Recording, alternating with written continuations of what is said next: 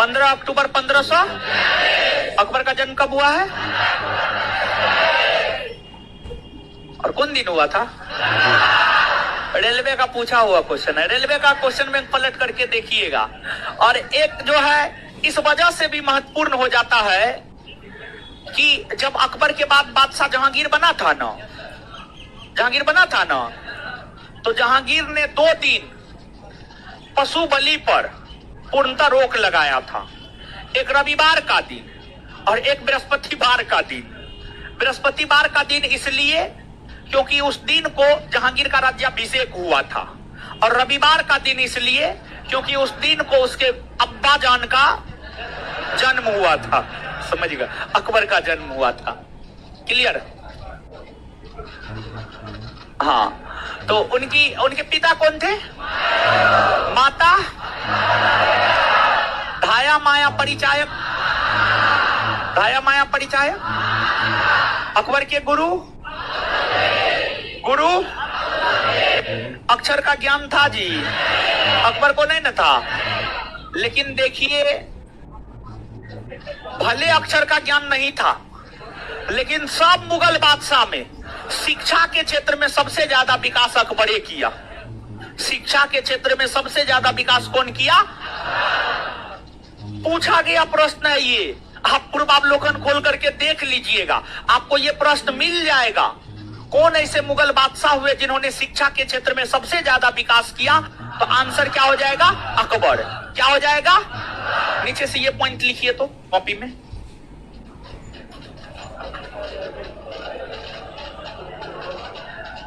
लिखिएगा,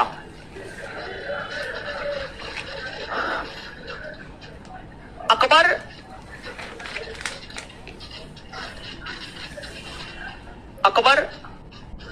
निरक्षर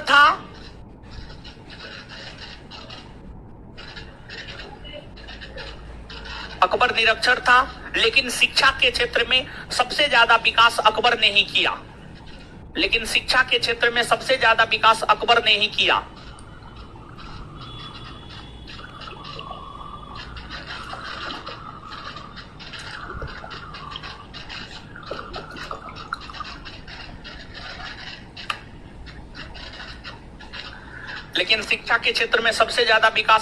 ही किया।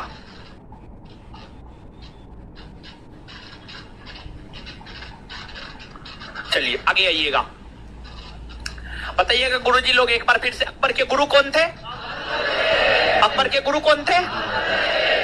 के बचपन का नाम और जानते हैं, जलाली नामक सिक्का चलाया था अकबर। चांदी का सिक्का था ये। नीचे से एक लाइन और लिख लीजिए तो, जलाली नामक सिक्का का प्रचलन, जलाली नामक सिक्का का प्रचलन अकबर ने किया था। जलाली नामक सिक्का का प्रचलन अकबर ने किया था। जलाली नामक सिक्का का प्रचलन अकबर ने किया था। जलाली नामक सिक्का का प्रचलन अकबर ने किया था। अकबर ने किया था।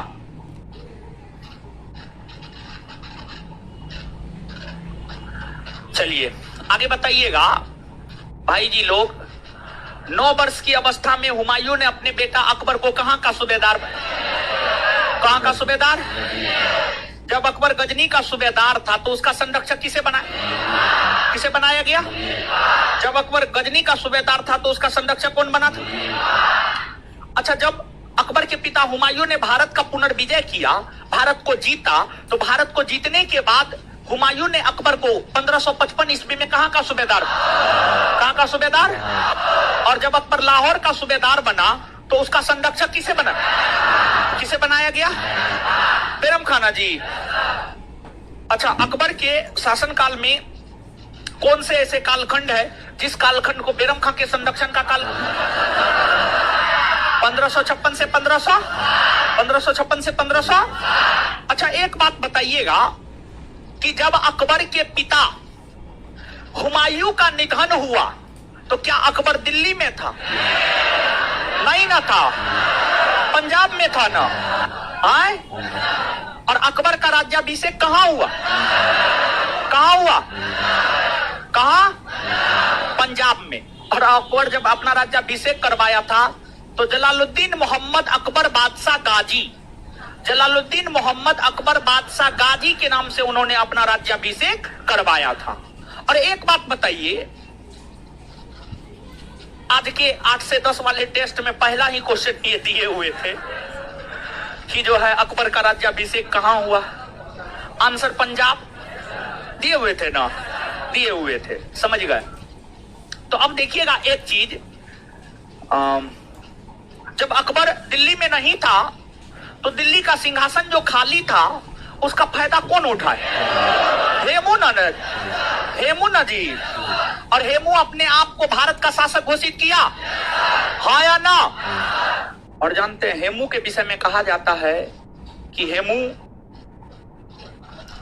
अपने जीवन काल में 22 युद्ध लड़ा, एक भी युद्ध में पराजय का मुंह उसे नहीं देखना पड़ा था। और इसलिए जब हेमू मोहम्मद आदिल शाह का प्रधानमंत्री हुआ करता था तो मोहम्मद आदिल शाह ने उन्हें विक्रमादित्य की उपाधि प्रदान की थी। और भारतीय इतिहास में टोटल 14 शासक हुए जिन्होंने विक्रमादित्य की उपाधि धारण की है, उसमें 14वां और अंतिम शासक हेमू था। 14वां और अंतिम शासक कौन था? हेमू। विक्रमादित्य की उपाधि धारण करने वाला अंतिम शासक हेमू। और मध्यकालीन भारतीय इतिहास में दिल्ली की गद्दी पर बैठने वाला अंतिम हिंदू हेमू, अंतिम हिंदू हेमू था। दिल्ली की गद्दी पर बैठने वाला अंतिम हिंदू कौन था? हेमू।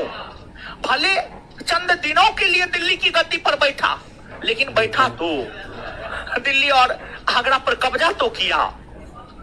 और जब हेमू ने दिल्ली और आगरा पर कब्जा कर लिया तो फिर अकबर ने मुगल सेना को लेकर हेमू के राज पर आक्रमण किया।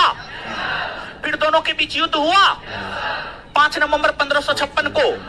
अकबर और हेमू के बीच 5 नवंबर 1556 को जो युद्ध हुआ है, उस युद्ध को इतिहास में क्या कहा जाए? पानीपत का 5 नवंबर 1556 को अकबर और हेमू के बीच पानीपत के मैदान में जो युद्ध हुआ है, उस युद्ध को इतिहास में क्या कहा जाता है? पानीपत का। इसमें किसकी जीत हुई? किसकी जीत हुई? फिर जब अकबर की जीत हुई तो अकबर किस शहर को अपनी राजधानी बनाकर शासन प्रशासन करना शुरू? किस शहर को? आगरा। फिर अकबर ने अपनी राजधानी आगरा से बाद में किसे बनाया? फतेहपुर।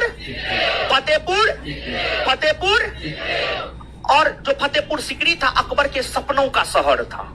जैसे आप भी, आपके जीवन में भी कोई ना कोई सपना होगा ना हो कि जब पैसा कमाएंगे तो फलना काम करेंगे, चिल्ला काम करेंगे। लेकिन जानते हैं, एक हम अपना अनुभव बताते, पैसा कमाने लगिएगा सब सपना खत्म हो जाएगा, कोई सपने नहीं रहेगा आपके पास, समझ गए। तो जो है आपको अकबर ने अपने सपनों के शहर के तौर पर फतेहपुर सिकरी को बसाया था। और एक बात यहां पर हम आपको अवगत करवाना चाहते हैं, अगर सीधा प्रश्न ये रहे अकबर ने किस शहर को अपनी राजधानी बनाया, कुछ नहीं सोचना है, फतेहपुर सिकरी मार देना। क्या मारना है? फतेहपुर सिकरी मारना है। इस बात को निश्चित तौर पर आप ध्यान में रखिएगा, समझ गए। अब इसके बाद जो है, जो बैरम खां के संरक्षण का काल है 1556 से 1560, इस अवधि के दौरान बैरम खां के खिलाफ षड्यंत्र मुगल राज दरबार में होने लगा था। और बैरम खां के खिलाफ जो है ना, एगो गुट तैयार हुआ था मुगल राज दरबार में, जिसको अतका खेल गुट कहा जाता है। तो बैरम खां के खिलाफ जो षड्यंत्र हो रहा था, उस संदर्भ में बैरम खां के खिलाफ एक गुट तैयार हुआ था। उस गुट को इतिहास में क्या कहा जाता है? अतका खेल गुट कहा जाता है। अतका खेल गुट कहा जाता है। और आपको जो अतका खेल गुट है, अतका खेल गुट के प्रभाव में अकबर आ गए।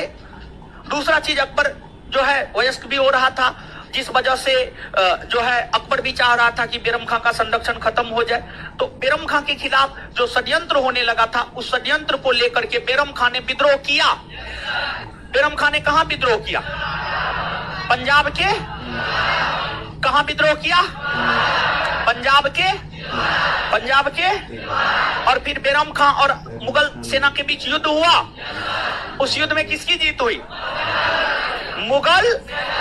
और फिर मुगल सेना ने बंदी बना करके बेरम खां को अकबर के समक्ष प्रस्तुत किया। और जब अकबर के समक्ष बेरम खां प्रस्तुत हुए तो अकबर ने बेरम खां को कितने प्रस्ताव दिए? कितने प्रस्ताव? पहला प्रस्ताव क्या था? दूसरा? तीसरा? अच्छा, बेरम खां ने किस प्रस्ताव को स्वीकार किया? तीर्थ यात्रा पर मक्का जाने। और इसके बाद आगे बताइएगा आप हमको, जब तीर्थ यात्रा हेतु मक्का जा रहे थे उसी क्रम में बेरम खां की हत्या किसने कर दी?